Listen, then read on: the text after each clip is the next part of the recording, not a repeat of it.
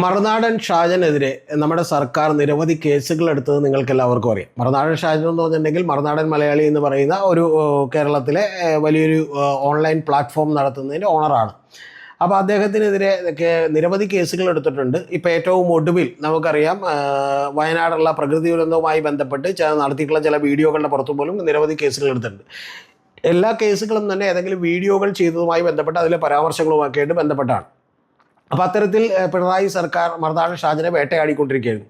ഈ വേട്ടയാടലിനൊരു തുടക്കമെന്ന് പറയുന്നത് ഏറ്റവും ആദ്യം PV ശ്രീനിജൻ എന്ന് പറയുന്ന കുന്നത്തുനാട് MLA അദ്ദേഹം ഒരു കേസ് കൊടുത്തു. കാരണം അദ്ദേഹത്തിൻ്റെ എതിരെ ഷാജൻ ഒരു വീഡിയോ ചെയ്തു. ആ വീഡിയോ ചെയ്തതിന് നമ്മുടെ പനമ്പള്ളി നഗറിലുള്ള ഒരു സ്കൂൾ തുറന്നു കൊടുക്കുന്നതുമായി ബന്ധപ്പെട്ടൊരു വിഷയത്തിലാണ് വീഡിയോ ചെയ്തതെങ്കിൽ പോലും ആ വീഡിയോക്കകത്ത് ഇദ്ദേഹത്തെ ഒരു മാഫിയ ഡോൺ എന്നൊക്കെ വിളിക്കുന്ന ചില പ്രയോഗങ്ങളടക്കം മറ്റു ചില കാര്യങ്ങളുമൊക്കെ ഉൾപ്പെട്ടിരുന്നു. അതായത് ഇദ്ദേഹം സിനിമ വലിയ തോതിൽ വിഭവസമാഹരണം നടത്തിയതിനെക്കുറിച്ചോ അഴിമതിയെക്കുറിച്ചും അതുപോലെ തന്നെ അദ്ദേഹം സിനിമാ മേഖലയിൽ ഫണ്ടിറക്കുന്നതിനെക്കുറിച്ചും ഒക്കെ തന്നെ നിരവധി പരാമർശങ്ങളുള്ളൊരു വീഡിയോ ആയിരുന്നത്.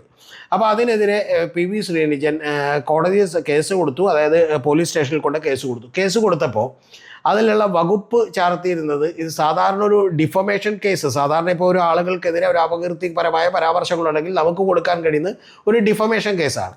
പക്ഷേ ഇവിടെ അങ്ങനെയുള്ള ഒരു കേസല്ല കൊടുത്തത്. കാരണം ഈ കേസിലെ പ്രത്യേകത എന്ന് പറയുന്നത് SC/ST അട്രോസിറ്റീസ് ആക്ട് പ്രകാരമാണ് കേസ് കൊടുത്തത്. അതായത് നിങ്ങളൊരു ഷെഡ്യൂൾഡ് ട്രൈബോ ഷെഡ്യൂൾഡ് കാസ്റ്റിലോ വിഭാഗത്തിൽപ്പെടുന്ന ഒരാളുകളാണെങ്കിൽ നിങ്ങളെ അപമാനിക്കാൻ ശ്രമിച്ചു എന്ന് പറഞ്ഞൊരു കേസ് കൊടുക്കും. SC/ST അട്രോസിറ്റീസ് ആക്ട് എന്ന് പറഞ്ഞാൽ അത് കുറെ കൂടി കടുത്തൊരു നിയമമാണ്. ആ നിയമപ്രകാരം നമുക്ക് സാധാരണ ജാമ്യം കിട്ടില്ല. മിക്കവാറും തന്നെ നമ്മൾ ജയിലിൽ കടന്നു കഴിഞ്ഞതിന് ശേഷം മാത്രമേ ജാമ്യം കിട്ടുള്ളൂ. അപ്പോൾ അത് പലപ്പോഴും 10-15 ദിവസമൊക്കെ കഴിഞ്ഞാണ് മിക്കവാറും ജാമ്യം കിട്ടുക. അതുകൂടാതെ മുൻകൂർ ജാമ്യവും ഇതിന് കിട്ടില്ല. അല്ലെങ്കിൽ താഴേക്കിടയിലുള്ള സാധാരണ കോടതികൾ, ഇതിന് പ്രത്യേകമായ കോടതിയുണ്ട്. കാരണം നോട്ടിഫൈഡ് ആയിട്ടുള്ള ഈ കേസുകൾ വാദിക്കാനുള്ള കോടതികളിൽ മാത്രമേ ഇതിന് ചെല്ലാൻ പറ്റൂ. അപ്പോൾ ആ കോടതികളിൽ ചെന്നാലാണ് ഇത് വാദിക്കാൻ കഴിയുക. പക്ഷേ അവിടെ നിന്ന് മിക്കവാറും ജാമ്യം കിട്ടാനോ മുൻകൂർ ജാമ്യം കിട്ടാനുള്ള ഒരു വഴിയില്ല. പിന്നീട് രണ്ടാമത് ഹൈക്കോടതികൾ പോലും സാധാരണ ഇത് കൊടുക്കാറില്ല. കാരണം നിയമം അനുശാസിക്കുന്നത് പ്രകാരം ഇത് അത്തരത്തിൽ ജാമ്യം അർഹിക്കുന്നൊരു കുറ്റമല്ല. അപ്പോൾ അതുകൊണ്ട് തന്നെ കൊടുക്കാറില്ല. പിന്നെ സുപ്രീം കോടതിയിലേക്കാണ് ചെല്ലുക. സുപ്രീം കോടതിയിലേക്ക് കഴിഞ്ഞ ദിവസം ചെന്നപ്പോൾ അവിടെ JB പർദിവാലയുടെയൊക്കെ നേതൃത്വത്തിലുള്ള ബെഞ്ച്, 2 അംഗ ബെഞ്ചായിരുന്നു. ആ 2 അംഗ ബെഞ്ച് ഇന്നലെ വളരെ സുപ്രധാനമായിട്ടുള്ള ഒരു ചരിത്ര വിധിയാണ് ഉണ്ടായിട്ടുള്ളത്. നമുക്കറിയാം, ലളിതകുമാരി കേസ്, കേശവഭാരതി കേസ് എന്നൊക്കെ പറയുന്ന പോലെയുള്ള ചില ചരിത്രപരമായ വിധികളുണ്ട്. അത് പലപ്പോഴും പിന്നീട് ഒരു രാജ്യത്തെ നിയമമായി മാറുകയും അത് മറ്റു കോടതികളിലെല്ലാം റെഫർ ചെയ്യപ്പെടുകയൊക്കെ ചെയ്യും.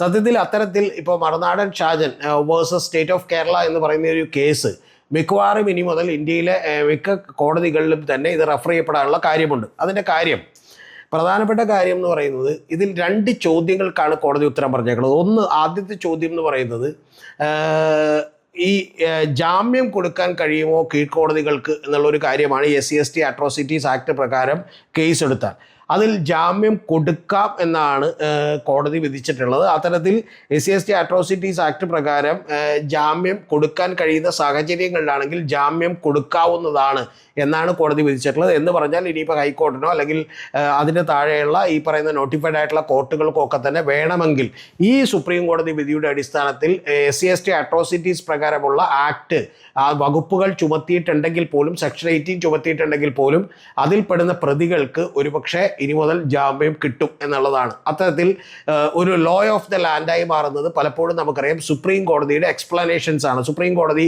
എങ്ങനെയാണ് ഒരു നിയമത്തെ വ്യാഖ്യാനിക്കുന്നത് എന്നുള്ളതിനനുസരിച്ചിട്ടാണ്. അപ്പോൾ അതുകൊണ്ട് തന്നെ ഇനി മറ്റ് ഡിവിഷൻ ബെഞ്ചുകളിലേക്കൊന്നും പോയില്ലെങ്കിൽ, ഈ വിധി തിരുത്തപ്പെട്ടില്ലെങ്കിൽ സ്വാഭാവികമായിട്ടും ഇതാണ് ലോ ഓഫ് ദ ലാൻഡ് ആവുക. അപ്പോൾ അതുകൊണ്ട് തന്നെ സ്വാഭാവികമായിട്ടും Shajan Skariah versus state of Kerala എന്ന് പറയുന്നത് ഇന്ത്യയിലെമ്പാടും ഇത്തരത്തിൽ ജാമ്യം കിട്ടുന്നതിന് റെഫർ ചെയ്യപ്പെടും SC/ST അട്രോസിറ്റീസ് ആക്ട് പ്രകാരം.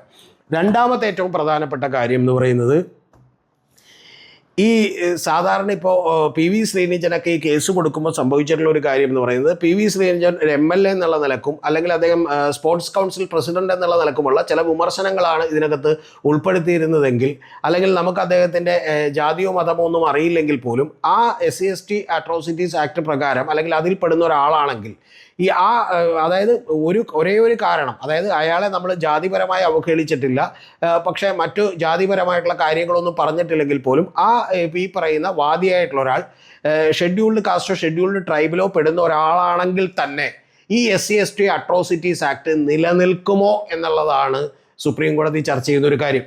അതിലും സുപ്രീം കോടതി പറഞ്ഞിട്ടുള്ള ഒരു കാര്യം എന്ന് പറയുന്നത്, ഇത് SC/ST അട്രോസിറ്റീസ് ആക്ട് അട്രാക്റ്റ് ചെയ്യണമെങ്കിൽ, ഈ പറയുന്ന വകുപ്പുകൾ ഇത് അട്രാക്റ്റ് ചെയ്യണമെങ്കിൽ നിങ്ങൾ ആ വാദി എന്ന് പറയുന്ന ഒരാൾ ഈ വിഭാഗങ്ങളിൽ ഏതെങ്കിലും പെടുന്നു എന്നുള്ളത് കൊണ്ട് മാത്രം അത് അട്രാക്റ്റ് ചെയ്യാൻ കഴിയില്ലെന്നും, പകരം ഇത് ഈ ജാതീയമായിട്ടുള്ള ഒരു അവഹേളനമോ അല്ലെങ്കിൽ അത്തരത്തിലുള്ള ഒരു പക്ഷപാതപരമായിട്ടുള്ള സമീപനമോ ഒക്കെ ഉണ്ടാവേണ്ടതുണ്ട് എന്നുള്ളതാണ് സുപ്രീം കോടതി പറഞ്ഞു വെച്ചിട്ടുള്ളത്. അപ്പോൾ അതിൽ ചില ക്ലാരിറ്റികൾ കൂടി ഇനി ആവശ്യമുണ്ട് എന്ന് ഞാൻ വിചാരിക്കുന്നു. പക്ഷേ എങ്കിലും സുപ്രീം കോടതി വളരെ സമഗ്രമായിട്ടുള്ളൊരു വിധിയാണ് പ്രഖ്യാപിച്ചിട്ടുള്ളത്. 59 പേജുള്ള ഒരു വിധിയാണ്.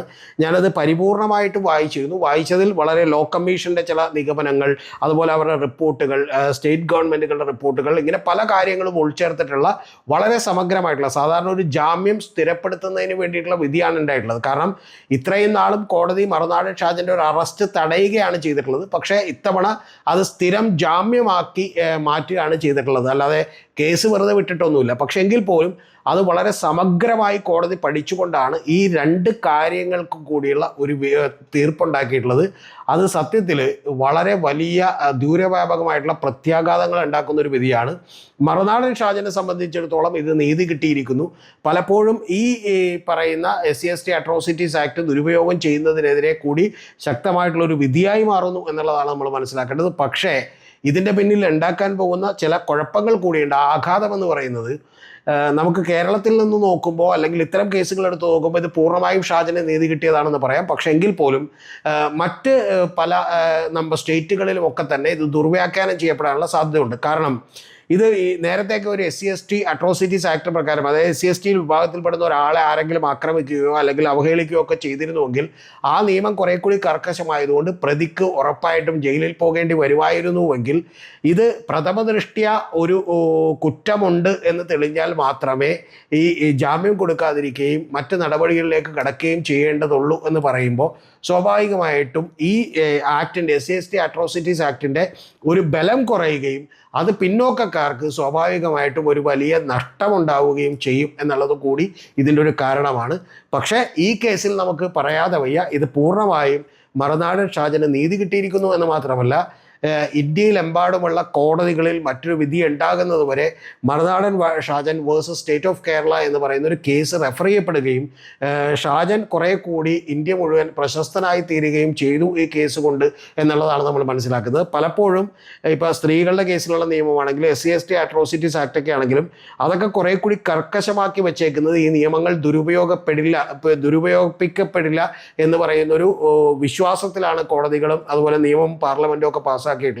പക്ഷെ അതൊക്കെ ദുരുപയോഗം ചെയ്യുകയോ ആരെങ്കിലും അത് മിസ്യൂസ് ചെയ്തുകൊണ്ട് ഒരു വെഞ്ചൻസ് തീർക്കാൻ വേണ്ടിയൊക്കെ പ്രതികാരം തീർക്കാൻ വേണ്ടിയൊക്കെ ശ്രമിക്കുകയോ ചെയ്യുമ്പോൾ ഇത്തരത്തിൽ ആ ആക്റ്റുകൾ തന്നെ ദുർബലപ്പെടുകയും അത് യഥാർത്ഥത്തിൽ ഈ നിയമത്തിൻ്റെയൊക്കെ സംരക്ഷണം കിട്ടേണ്ട ആളുകൾക്ക് വലിയ പാരയായി തീരുകയും ചെയ്യും എന്നുള്ളതാണ് ഈ വിധി നമ്മോട് പറയുന്നത്.